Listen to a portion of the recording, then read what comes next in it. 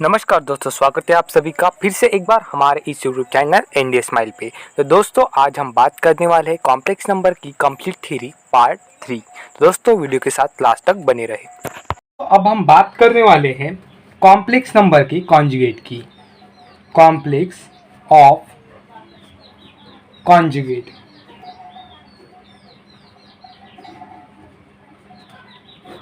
Complex of conjugate मतलब क्या होता है दोस्तों? अगर मान लो हमारे पास कॉम्प्लेक्स नंबर है x1 प्लस आयोटा वाई और xn5 और दोस्तों हमें उसका कॉन्जुगेट निकालना है। तो कॉन्जुगेट हम दोस्तों ऐसा सिंबल देते हैं ऊपर और दोस्तों हम इसे माइनस आयोटा, दोस्तों मतलब हमें साइन चेंज करना पड़ता है। जो ये साइन चेंज करते हैं उसे हम दोस्तों कॉन्जुगेट कहते हैं।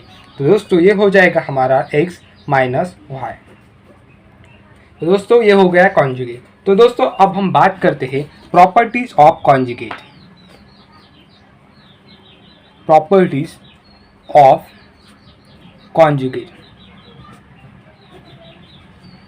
प्रॉपर्टीज ऑफ कॉन्जुगेट की प्रॉपर्टी क्या होती है? तो दोस्तों सबसे पहले प्रॉपर्टी है हमारी, अगर कोई कॉम्प्लेक्स नंबर है और उसका एडिशन की उसके कॉन्जुगेट से, तो दोस्तों हमें मिलता है twice real of complex number. तो दोस्तों हमें नहीं मिलता है twice real of complex number. Second property है दोस्तों, कोई कॉम्प्लेक्स नंबर है और उसका हम माइनस करके उस कॉन्जुगेट का, तो दोस्तों हमें मिलता है twice imaginary number of complex number.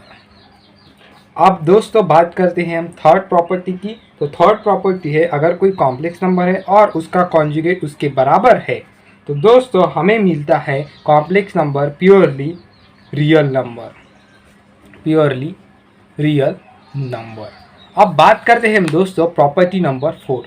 Property number 4 है, अगर कोई कॉन्जुगेट है और दोस्तों उसका कॉम्प्लेक्स नंबर नेगेटिव है, दोस्तों हमें मिलता है complex number purely imaginary number. तो दोस्तों आई होप आपको यहाँ तक समझ गया होगा। तो दोस्तों अब हम बात करते हैं कुछ और प्रॉपर्टीज़ की जो हमें बहुत ही इम्पॉर्टेंट है। तो दोस्तों अगर कोई कॉम्प्लेक्स नंबर है और उसका कॉन्जुगेट है और कॉन्जुगेट का कॉन्जुगेट किया है, तो दोस्तों हमारे पास आता है सिंपल कॉम्प्लेक्स नंबर। दोस्तों ये हो गई हमारी फिफ्थ प्रॉपर्टी। अब बात करते हैं हम सिक्स प्रॉपर्टी की। तो अगर हमारे पास कोई ऐसा है प्लस माइनस में कोई कॉम्प्लेक्स नंबर है और दोस्तों उसका कॉन्जुगेट किया है, तो दोस्तों हमें उसको सेपरेट करना पड़ता है। तो दोस्तों प्लस माइनस कॉन्जुगेट।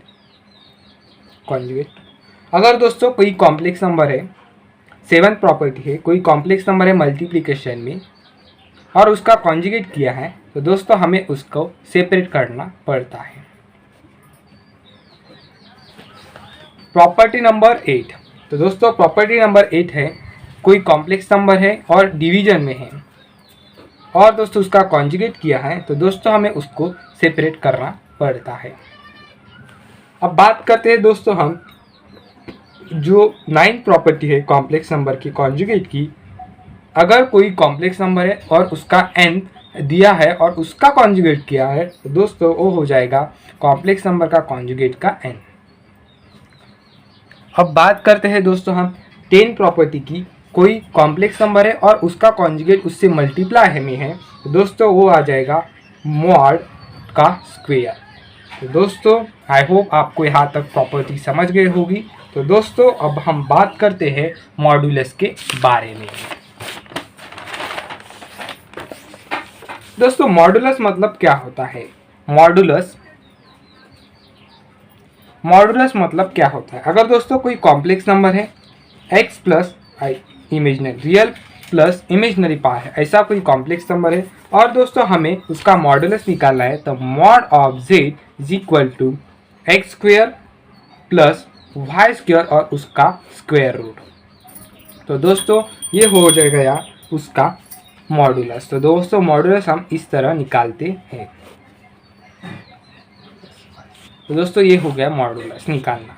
अगर दोस्तों एग्जाम्पल की बात करें, अगर हमारे पास कोई एग्जाम्पल है 3 + 4i और दोस्तों हमें इसका मॉडुलस निकालना है, तो हम निकालेंगे इसका 3 का स्क्वायर 9 + 4 का square 16 9/16 is equal to 25 under root 25 मतलब दोस्तों 5। तो दोस्तों ये हो गया इसका मॉडुलस। तो दोस्तों अब बात करते हैं हम इसकी प्रॉपर्टी की। तो दोस्तों प्रॉपर्टीज ऑफ मॉडुलस क्या है। तो दोस्तों अगर कोई भी कॉम्प्लेक्स नंबर है और दोस्तों का मैग्नीट्यूड हमेशा 0 होता है, 0 से बड़ा होता है, ये हो गई दोस्तों हमारी फर्स्ट प्रॉपर्टी। सेकंड प्रॉपर्टी है दोस्तों जो कि बहुत ही इंपॉर्टेंट है, डायरेक्ट एज अ क्वेश्चंस में आ जाती है। तो दोस्तों ये हो, अगर कोई कॉम्प्लेक्स नंबर है और उसके कॉम्प्लेक्स नंबर के कॉन्जुगेट से मल्टीप्लाई किया है दोस्तों उसका नतीजा आता है मॉडुलस का स्क्वायर। कोई कॉम्प्लेक्स नंबर है, उसका मॉड है और दोस्तों उसका आंसर आता है माइनस मॉडुलस। अगर दोस्तों कोई कॉम्प्लेक्स नंबर है Z1, Z2 और Z3 और मॉडुलस में है तो दोस्तों हमें उसे सेपरेट करना पड़ता है। ये दोस्तों थर्ड प्रॉपर्टी और ये फोर्थ प्रॉपर्टी। बात करते हैं फिफ्थ प्रॉपर्टी। अगर कोई डिवीजन में है Z1/Z2 तो दोस्तों उसे सिंपली सेपरेट करना पड़ता है मॉडुलस को। तो दोस्तों ये हो गई हमारी फिफ्थ प्रॉपर्टी। तो दोस्तों आई होप करते हैं हम प्रॉपर्टीज ऑफ एम्पलीट्यूड की, एम्पलीट्यूड और आर्गुमेंट की प्रॉपर्टीज ऑफ एम्पलीट्यूड। दोस्तों अगर मान लो एम्पलीट्यूड है, प्रॉपर्टीज फर्स्ट, हमारी प्रॉपर्टी है first amplitude Z1 into Z2। तो दोस्तों ये हो जाएगा amplitude Z1 plus amplitude Z2। दोस्तों ये बहुत ही इंपॉर्टेंट है। और दोस्तों जो आर्गुमेंट की जो प्रॉपर्टीज होती है वो लॉग को फॉलो करती है। तो दोस्तों जैसी लॉग की प्रॉपर्टीज है वैसे as it is same amplitude और आर्गुमेंट की भी प्रॉपर्टी है। तो दोस्तों अब बात करते हैं सेकंड प्रॉपर्टी की। अगर मान लो हमारे पास कोई एम्पलीट्यूड है Z1/Z2 तो दोस्तों इसका आंसर आएगा amplitude of Z1 minus amplitude Z2। अब बात करते हैं दोस्तों हम थर्ड प्रॉपर्टी की। थर्ड प्रॉपर्टी है हमारी एम्पलीट्यूड ऑफ Zn। तो दोस्तों ये हो जाएगा जो पावर है वो आगे आ जाएगा एम्पलीट्यूड ऑफ Z। तो दोस्तों अब बात करते हैं फोर्थ प्रॉपर्टी की, amplitude of conjugate of Z। तो दोस्तों ये हो जाएगा माइनस एम्पलीट्यूड ऑफ Z।